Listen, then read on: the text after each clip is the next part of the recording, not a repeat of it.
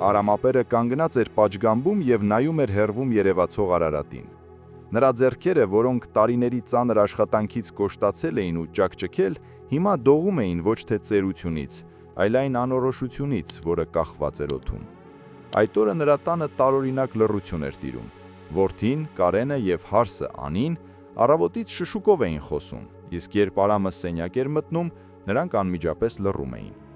Արամը ողջ կյանքում աշխատել էր շինարարության վրա։ Քարը քարին էր դրել, որ որդու համար տուն կառուցի, որ Կարենը ոչ մի բանի կարիք չունենա։ Կնոջ մահից հետո Արամի միակ լույսը որդին էր։ Նա իր վերջին կոպեկը ներդրեց Կարենի կրթության համար։ Հպարտանում էր, երբ որդին դարձավ հաջողակ գործարար։ Բայց որքան բարձրանում էր Կարենի կարգավիճակը հասարակության մեջ, այնքան փոքրանում էր Արամի տեղը նրա կյանքում։ «Հայրիկ, մի քիչ խոսենք», վերջապես ասաց Կարենը խուսափելով հոր հայացքից։ «Գիտես, Անին ու ես մտածում ենք, որ քեզ համար ավելի լավ կլինի մի տեղում, որտեղ քեզ մասնագիտական խնամք կցուցաբերեն։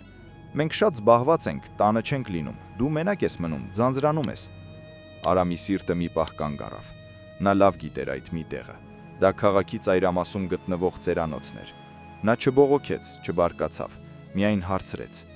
«Կարեն, բալես, իսկ իմ տնկած ծառերը, ով է ջրելու դրանք»։ «Մենք կհոգանք, հայրիկ, մի անհանգստացիր», արագ պատասխանեց Կարենը, թեթևացած զգալով, որ սկանդալ չեղավ։ Հաջորդ օրը Արամը մի փոքրիկ ճամպրուկով նստեց որդու թանկարժեք մեքենան։ Ճանապարհին ոչ մեկը չէր խոսում։ Երբ հասան ծերանոցի սառը ու դատարկ միջանցքներին, Կարենը շտապողականությամբ ստորագրեց բոլոր թղթերը, գումարը վճարեց ու շրջվեց գնալու։ «Կարեն», ձայն տվեց Արամը։ «Հա, հայրիկ»։ «Որդիս, մի մոռացիր, որ ճանապարհը միշտ երկկողմանի է։ Այն, ինչ այսօր դու ես անցնում, վաղը քո որդին է անցնելու քեզ հետ»։ Կարենը թեթև քմծիծաղ տվեց ու հեռացավ։ Նա վստահ էր իր ուժերի վրա, իր հարստության ու իր ընտանիքի ամրության վրա։ Նա ուներ 7 տարեկան մի որդի, Հայկը, ում պաշտում էր ու ում համար պատրաստ էր ամեն ինչի։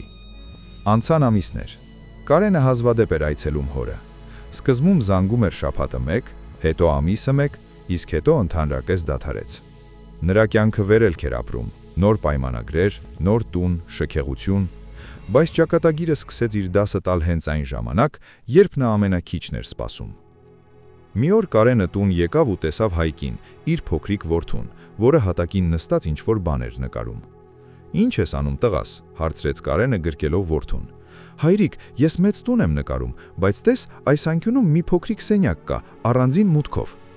«Դա ինչ սենյակ է», հետաքրքրվեց հայրը։ «Դա քո սենյակն է լինելու, երբ դու ծերանաս։ Ես քեզ այնտեղ եմ տանելու, որ դու մեզ չխանգարես, ճիշտ այնպես, ինչպես դու պապիկին տարար։ Ես արդեն գիտեմ, թե որտեղ է այդ շենքը, ես էլ քեզ այնտեղ կթողնեմ ու կգնամ իմ գործերով»։ Կարենի մարմնով սարսուռ անցավ։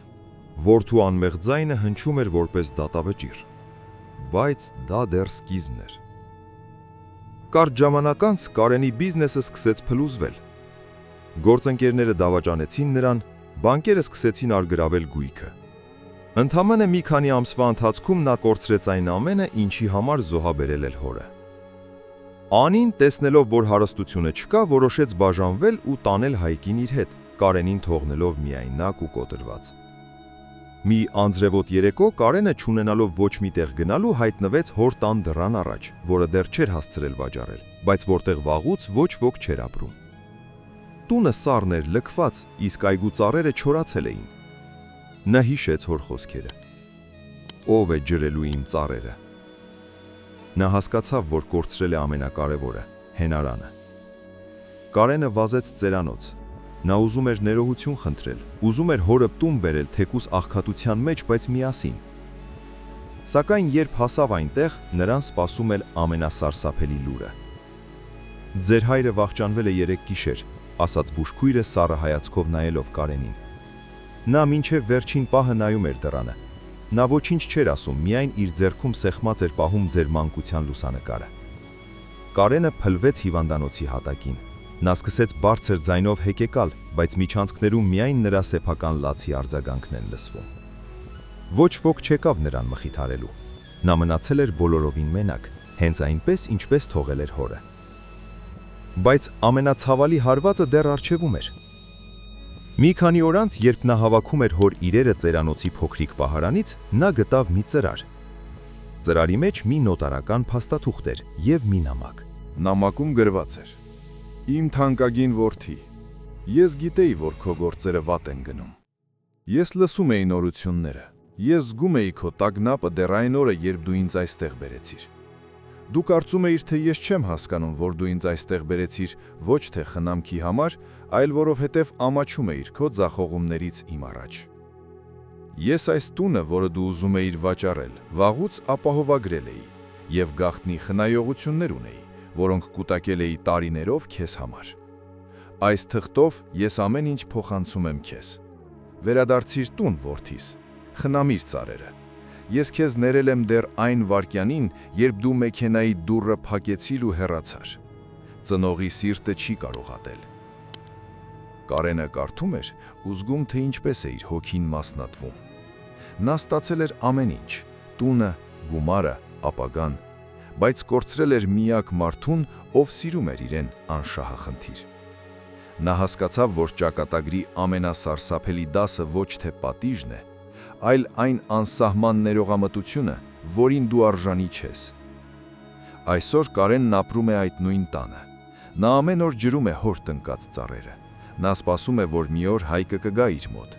Բայց ամեն անգամ, երբ նա նայում է հայելուն, նա տեսնում է մի ծեր մարդու, ով ունի ամեն ինչ բացի խաղաղությունից։ Նա գիտի, որ իր որդին տեսել է իր դասը, եւ այդ դասը երբեք չի ջնջվի Հայկի հիշողությունից։ Ճակատագիրը նրան տվեց այն, ինչ նա ուզում էր՝ հարստություն, բայց խլեց այն, ինչ նա պետք է ունենար՝ մարդկային ջերմություն։ Արամապերի տնկած ծառերը հիմա մեծ են ու պտղատու, բայց դրանց ստվերում Կարենը միշտ մրսում է, որովհետև հոր ներումը նրա համար դարձել է ամենածանր բեռը, որը նա ստիպված է կրել մինչև իր կյանքի վերջը։ Սա մի պատմություն է այն մասին, որ մենք միշտ հնձում ենք այն, ինչ ցանում ենք, եւ երբեմն ներումը կարող է լինել ավելի ցավոտ, քան ամենադաժան վրեժը։ Այս պատմությունը միայն մեկ ընտանիքի կամ մեկ սխալի մասին չէ, սա բումերանգի հավերժական օրենքի մասին է, որը երբեք չի սխալվում։ Մենք հաճախ կարծում ենք, թե կյանքը մեզ պատժում է հաջողությունը խլելով կամ փողը կորցնելով, բայց իրականում ամենասարսափելի պատիժը սեփական խղճի հետ դեմ առ դեմ մնալն է, երբ արդեն ուշ է ինչ-որ բան փոխելու համար։ Կարինը հասկացավ մի պարզ, բայց դաժան ճշմարտություն։ Ծնողը այն միակ հենարանն է, որը չի փլվում նույնիսկ այն ժամանակ, երբ դու ինքդ ես քանդում դրա հիմքերը։ Արամապերը հեռացավ այս աշխարհից ոչ թե որպես զոհ, այլ որպես հաղթող, որովհետև նրա սերն ավելի զորեղ գտնվեց, քան որդու դավաճանությունը։ Իսկ Կարենը մնաց ապրելու մի տան մեջ, որտեղ ամեն մի պատ, ամեն մի չորացած ճյուղ հիշեցնում է նրան այն մասին, ինչը հնարավոր չէ գնել ոչ մի հարստությամբ, կորսված ժամանակը։ Մենք վազում ենք փողի, դիրքի եւ շքեղության հետևից, կարծելով, թե դրանք են մեր երջանկության երաշխիքը, բայց իրականում մեր ամենամեծ հարստությունը այն ծեր ձեռքերն են, որոնք մեզ օրհնում են, եւ այն աչքերը, որոնք մեզ միշտ սպասում են տանը։ Երբեք մի մոռացեք, ձեր երեխաները չեն լսում ձեր խրատները, նրանք տեսնում են ձեր քայլերը։ Այն սենյակը, որն այսօր պատրաստում եք ձեր ծնողի համար, վաղը դառնալու է ձեր սեփական կացարանը։ Կյանքը մեզ տալիս է հնարավորություն սիրելու եւ հոգ տանելու այսօր, որովհետեւ վաղը կարող է լինել միայն լռություն եւ մի ծրար լցված անպատասխան ներողամտությամբ։ Սիրեցեք ձեր ծնողներին, քանի դեռ նրանք շնչում են, քանի դեռ նրանց ձայնը հնչում է ձեր տանը, որովհետև երբ նրանք հեռանում են, նրանց հետ հեռանում է նաև մեր մանկության վերջին բեկորը, եւ մենք մնում ենք մեն-մենակ այս մեծ ու սառը աշխարհում։